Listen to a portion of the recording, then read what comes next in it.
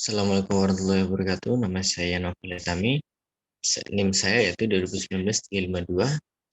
Saya akan menjelaskan perjanjian arbitrase, yaitu yang pertama subjek hukum. Subjek hukum ialah pembawa hak dan kewajiban menurut hukum. Subjek hukum ialah individu, orang, dan badan hukum, perusahaan, organisasi, institusi. Ada dua pihak terkait dengan sengketa ini, yaitu pemerintah Republik Indonesia sebagai penggugat, PT Newmont Nusa Tenggara sebagai tergugat, serta United National Commission on International Trade Law atau UNCITRAL dan Majelis Arbitral Tribunal yang juga menjadi subjek hukum sebagai badan hukum yang dapat mempunyai hak dan kewajiban. Yang kedua, tuntutan penggugat. Pemerintah Indonesia mengajukan dua tuntutan, yaitu yang pertama meminta panel arbitrase agar memutuskan bahwa pemerintah bisa melakukan terminasi kontrak karya Newmont dengan alasan karena perusahaan melakukan kelalaian alias default.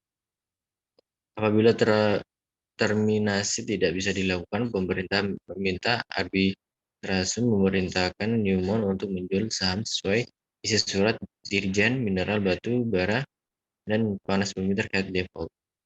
Yang ketiga yaitu putusan arbitrase internasional. Keputusan arbitrase internasional tertanggal 31 Maret 2009 memenangkan pemerintah RI dan memerintahkan PT NNT untuk, yaitu yang pertama, melaksanakan ketentuan pasal 24 ayat 3 kontrak karya tentang kewajiban mendivestasikan sahamnya. Yang kedua, PT NNT dinyatakan telah melakukan default atau pelanggaran perjanjian.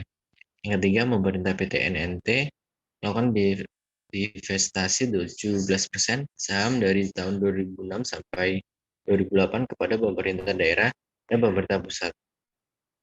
Yang keempat, saham dan diinvestasikan harus bebas dari gadai dan sumber dana untuk pembelian saham itu bukan menjadi urusan PT. Terakhir, memerintah PT NNT mengganti biaya yang sudah dikeluarkan pemerintah bagi kepentingan arbitrase perkara ini dalam tempo 30 hari sudah tanggal putusan arbitrase. Yang keempat yaitu analisis penyelesaian sengketa divestasi saham antara pemerintah Republik Indonesia dengan PT Newmont Nusa Tenggara dikaji dari UU nomor 30 tahun 1999 tentang arbitrase. Di zaman sekarang ini dalam penyelesaian sengketa para pihak dihadap banyak sekali pilihan, tidak hanya melalui pengadilan, mereka juga bisa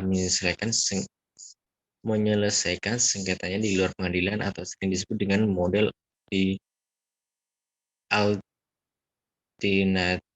dispute resolution. Yang salah satunya termasuk arbitrase. Masing-masing media penyelesaian sengketa mempunyai kelebihan dan kekurangan. Hal tersebut tergantung pada beberapa faktor, misalnya jenis dan sifat transaksi, strategi masing-masing pihak yang bertransaksi, dan pelaksanaannya. Seperti halnya dalam kasus di atas, yaitu perselisihan sengketa antara pemerintah RI Indonesia dan PT NNT. Kedua belah pihak dalam menyelesaikan sengketanya memilih arbitrasi sebagai tempat mencari penyelesaian sengketa. Pemerintah Indonesia mempermasalahkan kelalaian PT NNT yang gagal melaksanakan kewajiban di divestasi dan menyatakan bahwa dapat diakhirnya kontrak karya. Pada pasal 24 ayat 3 kontrak karya antara pemerintah RI dan PT NNT menyatakan bahwa pemegang saham asing PT NNT diwajibkan menawarkan saham asing PT NNT sehingga pada tahun 2010 minimal 51% saham PT NNT akan beralih ke pemerintah RI atau peserta Indonesia lainnya. Saat ini 80% saham PT NNT yang mengeksploitasi tambang tembaga dan emas di Batu Hijau, Kabupaten Sumbawa Barat, Nusa Tenggara Barat atau NTB, dikuasai Nusa Tenggara Partnership. Newmont 45% dan Sumitomo 35%. Sisa 20% dimiliki PT Pukuafu Indah. Kasus sengketa antara pemerintah RI versus PT PNNT terkait dengan tuduhan wan prestasi yang dilakukan oleh perusahaan tambang berbasis Amerika Serikat tersebut telah melewati sebuah pergulatan hebat di forum arbitrase internasional. Akhirnya putusan arbitrase internasional memutus PT NNT bersalah dan dibebani kewajiban untuk mendivestasikan saham sesuai dengan prosentase yang tertera dalam perjanjian kontrak karya yang telah disepakati. Dalam sidang arbitrase antara pemerintah RI dengan PT NNT 31 Maret 2009, diputuskan perusahaan emas asing ini harus mendivestasi 17% sahamnya pada pihak Indonesia dalam keadaan bersih dari gadai. Perusahaan asal Nevada AS itu diberi waktu 180 hari menuntaskan divestasi tersebut, terhitung sejak putusan arbitrase dilangsungkan dengan komposisi majelis arbitrase, yaitu panel terdiri atas 3 anggota, 2 orang adalah ahli hukum yang masing-masing ditunjuk pemerintah Indonesia, yaitu M. Sunaraja, warga negara Indonesia, dan pihak Newmont Stephen Sewell, dan 1 ahli independen yang sekaligus menjadi ketua panel, Robert Briner. Proses arbitrase antara pemerintah RI dan PT Newmont Nusa Tenggara berjalan sejak 15 Juli 2008 melalui korespondensi sampai digelarnya sidang tertutup 3-8 Desember 2008 di Jakarta. Pengertian putusan arbitrase asing dirumuskan dalam pasal 1 ayat 1 Konvensi New York 1958. Dalam pasal ini dijelaskan yang dimaksud dengan putusan arbitrase asing. Untuk komisi ini ialah putusan-putusan arbitrase yang dibuat di wilayah negara lain dari negara tempat di mana diminta pengakuan dan pelaksanaan eksekusi atau putusan arbitrase yang bersangkutan. UU 30/1999 tentang arbitrase tidak memberikan pengertian apakah yang dimaksud dengan arbitrase internasional. Namun dalam pasal 1 angka 9 UU tersebut diberikan pengertian mengenai putusan arbitrase internasional, yaitu putusan arbitrase internasional adalah putusan yang dijatuhkan oleh satu lembaga arbitrase atau arbiter perorangan di luar wilayah hukum Republik Indonesia, atau putusan suatu lembaga arbitras atau arbiter perorangan yang menurut ketentuan hukum Republik Indonesia dianggap sebagai suatu putusan arbitrase nasional. Didasarkan atas pengertian tersebut, maka putusan arbitrase antara pemerintah RI dan PT Newmont Nusa Tenggara adalah putusan arbitrase internasional kenal di bawah prosedur arbitrase United Nations Commission on International Trade Law. Majelis arbitrase yang terdiri dari panel dikenal secara internasional, sehingga dapat dikatakan pula bahwa arbitrase tersebut adalah arbitrase nasional. Apabila dilihat dari rules yang dipakai, yaitu rules dari UNCITRAL, adanya arbiter asing, maka menunjukkan adanya unsur asing dari arbitrase ini yang menyebabkan arbitrase ini dapat dikatakan sebagai arbitrase nasional. Perlu diingat, faktor perbedaan kewarganegaraan tidak mutlak, tidak mesti persengketaan terjadi antara dua pihak yang saling berbeda kewarganegaraan.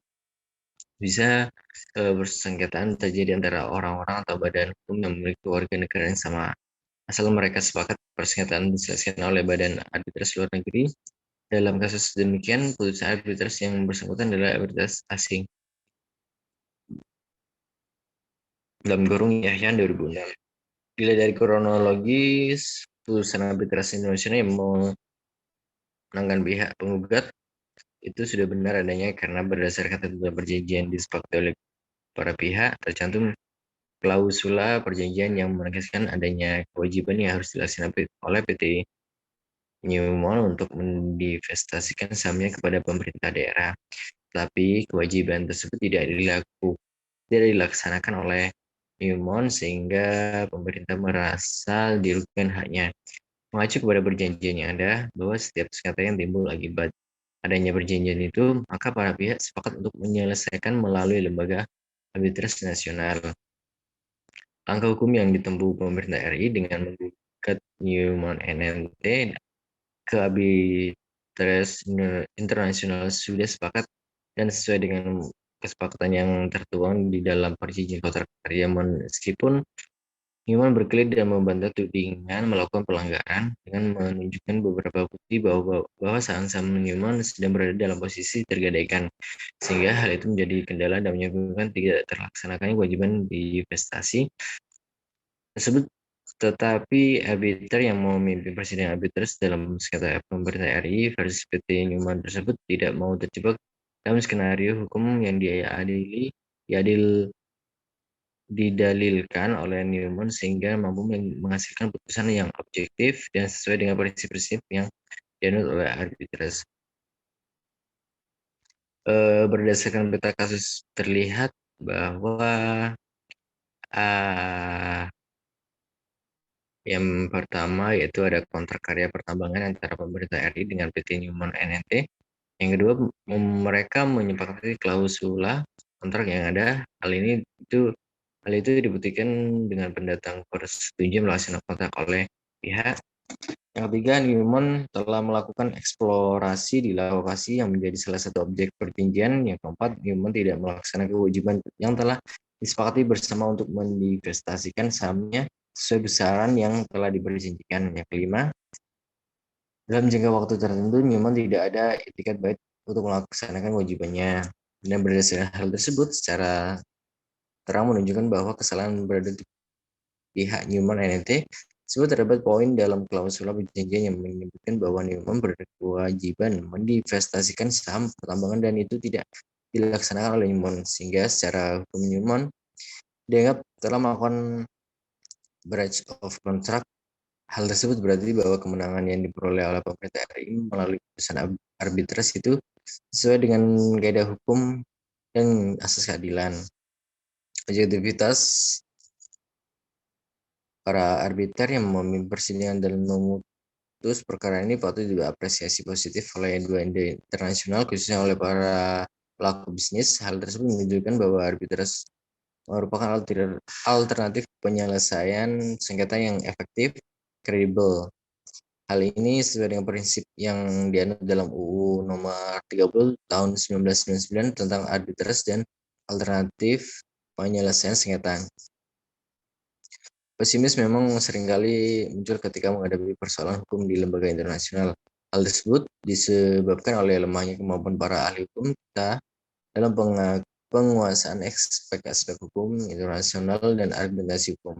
Dengan adanya putusan arbitrasi ini, berarti secara hukum posisi pemerintah sangat kuat untuk menuntut hak-haknya dari PT Newman NNT. Dasarnya adalah bahwa berdasarkan asas yang dianut dalam hukum arbitras, putusan arbitras itu sifatnya final dan binding, sehingga tidak ada upaya hukum lain yang bisa ditempuh apabila suatu kasus telah diputus oleh persidangan arbitras. Sekian dari penjelasan saya, kurang lebih saya mohon maaf. Wassalamualaikum warahmatullahi wabarakatuh.